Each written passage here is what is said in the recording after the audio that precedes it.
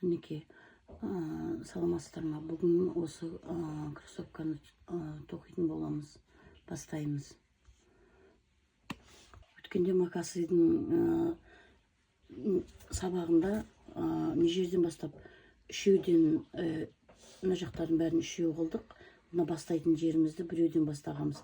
Айналып келгенде мынаны үшеу істедік. Енді артына, бұл кроссовканың артына ручка белгілеген жерге төртеу істедім.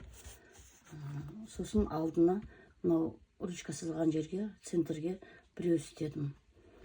Біреу тоқыдым. Енді бастаймыз кроссовкамызды. Осы жерден біттік. Енді осы жіптің астынан бірінші ілмегімізді аламыз. Осы жерден ұзын петлямызды шығарамыз. Келесіге қысқа петля. Келесіге ұзын. Келесі қысқа. Үстіп бір қысқа, бір ұзын қып, мынау центрге келгенде мынандай ілгішпен іліп, белгілі сап қоясыз. Сөйтіп санайсыздар қанша болғанын. Дәптерге жазып қойыңыздар. Менде мынау ортасына келгенде 34 болды. Ана аяқ киімде де 34 болды. Мына жаққа келгенде екі аяқ киімде де 67 болды. Соларды дәптерге жазып отырыңыздар. Үш жерден іліп, артқа қарай жібімізді алып, бос қып артына. Мынау бастаған жеріміздің бірінші ұзын петлямыз, соның қасында мынау бір петляға кіргіземіз, жанындағы петляға кіргіземіз. Бұл жерден ұзынын шығарамыз, ұзын.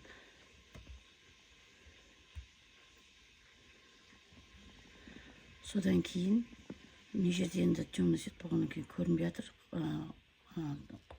жасыл түс болғаннан кейін. Келесіге қысқа, келесіге ұзын, келесі қысқа, келесі ұзын. Сөйтіп, енді мына маркерімізді алып, ар жаққа апарамыз.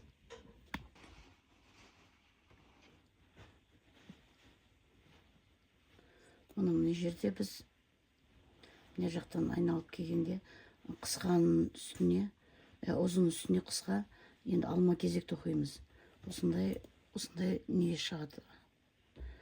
Енді мынау белгіге келген кезде ортасында бір ілмек бар. Сол бір ілмек қалдырамыз да, мынауымызды іліп, белгімізді іліп, осыдан жұмыс жібімізді шығарамыз. Сөйтіп, бұл жерге іліп, қайтадан соңына барамыз. Мына бетіне барамыз. Бұл жерде енді, мына жерде бірінші бастаған ұзынымыз бар. Соның қасына ұзын тоқимыз. Ұзын шығарып, сонда осындай екі ұзын қатарымен төбеге қарай көтеріледі, қиғаштап. Келесіге қысқа, келесіге мына жерде бір өзі белгі тұрады, соған ұзын. Мына жерде ұзыны тұр, соны ұзын төбесіне қысқа тоқимыз. Осындай ғып, жаңа мына жаққа барып, жаңа ортасында бір ілмек қалдырып, сөйтіп содан 11 қатар тоқимыз. Енді мына жібімізді мына жаққа алып келіп, мінекей осындай узор шығады. Алып келіп, мына жерге шетіне әкеліп, қатты қысып тұрамыз. Содан кейін келесі петляға кіргізіп, іліп алып, бұны тоқымаймыз. Енді мынау өз шетінде белгілі болады. Нелері, кішкентай тесіктер. Соларға кіргізіп жібімізді енді тоқимыз. Әр неге біз накид тоқып шығамыз. Бұл қорытынды тоқуда, бітіретін тоқуымыз. Бір ұзын, бір қысқа алмаймыз.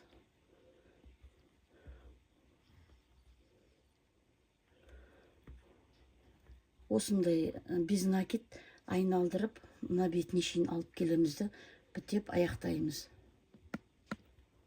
Без накет өшерге шейін алып келдік. Өшерден қазір мынау неден белгіден қайтып алатын тоқып белгімізді алып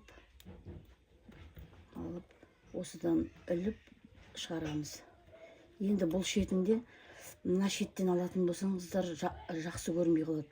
Сол үшін мына екінші, мына бір болады, мына екінші қатардың мынандай өз белгілер тұрады, көрініп ямкалар. Соларға кіргізіп алып шығамыз, тоқимыз. Бұл жерде арғы жағымен бірдей болу керек мынандай өрмелері, петлялар. 1, 2, 3, 4, 5, 6, 7, 8, 9, 10, 11. Ар жақта да 11, бұл жақта да 11 мінекей. Сондай әдемі болып көрінеді.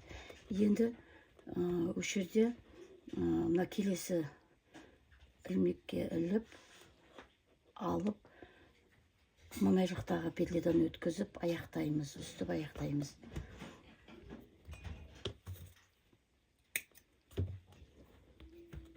Үстіп аяқтаймыз. Осындай болып шығады. Енді алдын бастаймыз. Алдын бастағанда мына жерден біз 15 петле аламыз. 1, 2, 3, 4, 5, 6, 7, 8, 9, 10, 11, 12, 13, 14, 15. 15 петле қалдырып, 16-шысынан бастаймыз.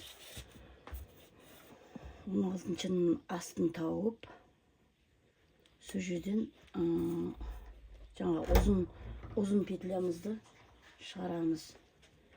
Ұзын петляден бастадық. Бір қасына қысқа петля тоқимыз. Ұзын петля,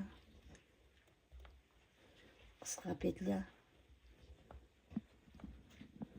ұзын петля, қысқа петля.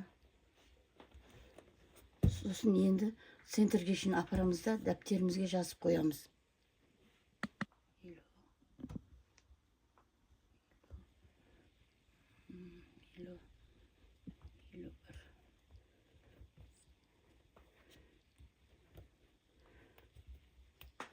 Осы аяқтаған жерімізге белгі қойып,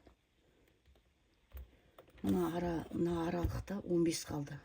15 петля қалды. 1, 2, 3, 4, 6, 7, 8, 9, 10, 11, 12, 13, 14, 15. 15 петля қалды. Ар жағынан 15 қалу керек. Сонда аяқ киімдеріміз тура шығады. Мына жаққа айналдырып келіп, енді жаңағы шеттен өзі бір ұзын бір қысқағаннан кейін осындай мынандай бір шұңқырлар пайда болады. Сол шұңқырларға ұзын кіргіземіз. Бірінші ұзыннан бастаймыз. Бірінші бастағанымыздың бұрышында тұрады. Соған іліп шығарамыз.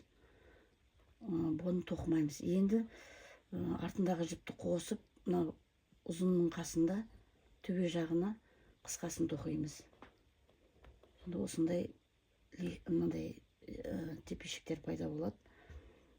Қысқа, ұзын, қысқа, ұзын, қысқа, ұзын. Осындай көрініп тұр бәрі. Қысқа, ұзын болып. Қысқа, ұзын. Енді осыны айналдырып, мына бетке әкелеміз. Енді мына бетіне келдік. Аяқтаймыз. Бағана артыңғы жағын бітіргендей. Бұл жерге де ортасында бір петля қалды. соған іліп, бүйтіп іліп шығарамыз. Сөйтіп, мына белгімізді қойып, енді мына бетімізге айналып әкелеміз. Енді мінекей 1-2 көтерме, сол 2 көтерменің ортасына мына бір өз белгі болады, соған іліп алып, жібімізді шығарамыз. Енді бір ұзын қасына, бір қысқа, бір ұзын, бір қысқа. Енді мінекей ұзын, қысқа. Енді осы мына жерде 2 қатар болды. Осындайдан 4 қатар тоқып алуымыз керек. Ұзын қысқадан. Мінекей тесіктер, шұңқырлары көрініп тұр. Ұзын, ұзынның төбесіне қысқа. Үстіп арғы шетіне шейін апарамыз. Міне 4 қатарын тоқып келдік. Енді мына жерде ортасында бір ілмек қалды. Соңғысын аяқтаймыз. Іліп алып,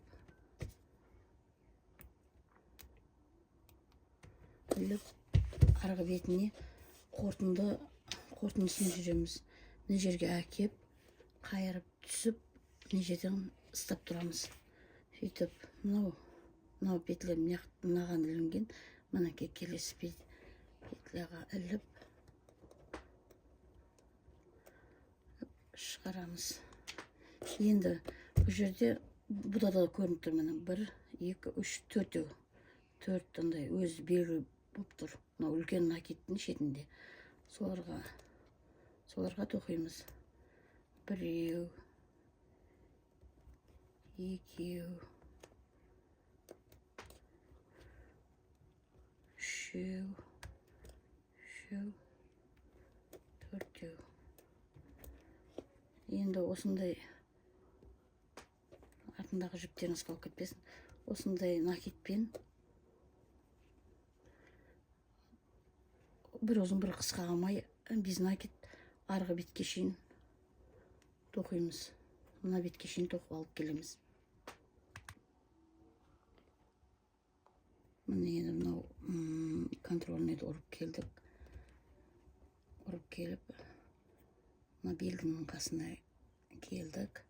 Белгіні іліп алып, мынау жұмыс жібімізден шығарамыз. Сосын енді мына жерде бүйтіп қарасаңыздар, өз белгі тұрмын. Бір мынау өзі. Сол қатарға не қыламыз. Егер наборшынан бастайтын болсақ, ол жаман ойы онша емес болып шығады. 1,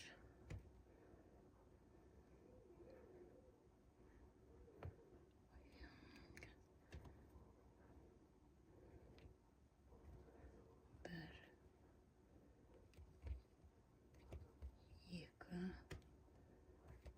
3, 4.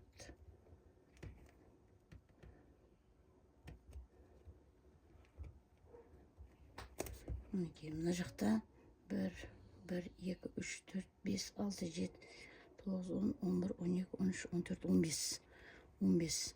Сол 15-шіден іліп алып, мына петлядан шығарып, үстіп аяқтаймыз. Мына орталары арғы жағы да 14, бер жағы да 14 қалу керек. Өйткені ортасын бәрі әдемі шығу керек. Қазір аяқтаймыз. Мына аяқтадық. Мұнамен бірдей болды. Енді мынаның артына белгі сап қоямыз. Бұдан кейін мынандай ақ тоқитын боламыз. Сол үшін белгі саған кезде набұрыш пен набұрышты теңестіріп,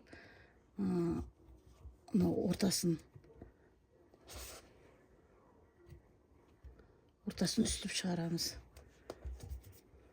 Белгілейміз. Үстіп белгі сап қойсаңыз, жіптен болса да болады.